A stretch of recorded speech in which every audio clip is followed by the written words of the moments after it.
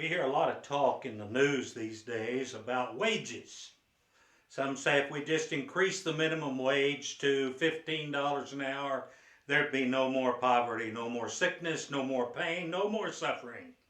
Well, I can tell that, as you can tell, that you probably can tell how I feel about that. But I'm not so much concerned about the things of this world as I am about the things of eternity. Or at least in comparison, they're not quite as big a deal. How much does sin pay? When you ask people why they're working anymore, it would seem that they're working for recreation. They're working for retirement. They're working for the time when they don't have to work anymore. But some of what people are working for perhaps could be classified as sin. So how much does sin pay? Well, the Apostle Paul in Romans the 3rd chapter and the 23rd verse said, everybody's sinned. Everybody has fallen short of the glory of God. And if you think back to that lesson, you remember that that word glory gets translated boast as well as the term glory. It gets translated both in a positive and negative sense. Every one of us, he says, has fallen short of the expectation that God has for us. You can even take it a step further in using that word in the same context that it was used in the 3rd chapter, and you could say every one of us has fallen short, and because of our actions, don't have full confidence in God. Well, the 6th chapter, the Apostle Paul takes it to the next step. He says the wages of sin is what? Death. Now what happened to Adam and Eve in the Garden of Eden? Well, in the Garden of Eden, they told Satan, said, God has said, in the time when we eat of this fruit, that we'll surely die. And they ate of it, and they didn't drop dead, so they were convinced that somehow they'd misunderstood, that God didn't really mean they'd die. Well, but they did die,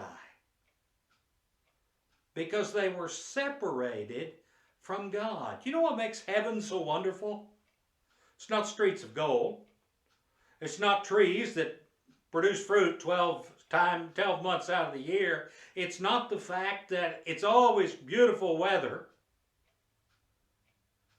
It's the fact that we're with God face to face. In the 17th chapter of John, when Jesus defined eternal life, he called it that relationship that he had with the Father, and he prayed that we as believers could have that same relationship. Eternal life is being face to face with God 24/7. But sin separates us from God. How much does sin pay? Separates you from God. I've heard people say, Christians say before, I just don't know how people make it through this world without God. Well, I do. It's not that difficult. What's difficult is payday. What's difficult is when you stand before the throne and you're facing eternity. What's going to happen? Well, one man told me, I'll just stand there and take what I got coming. Well, I don't want what I got coming. Because what I got coming is death or separation from God. But with God, every day's Christmas. The free gift of God to those who will accept it is eternal life. Oh, as we begin again today, let's accept that gift.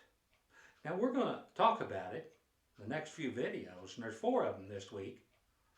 We're going to talk about maybe some strings that are attached holding the wrappings on that gift,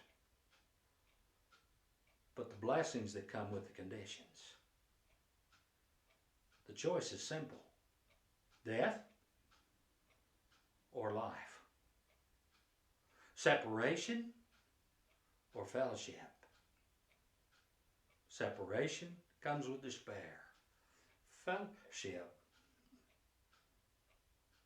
comes with a holy relationship through sanctification.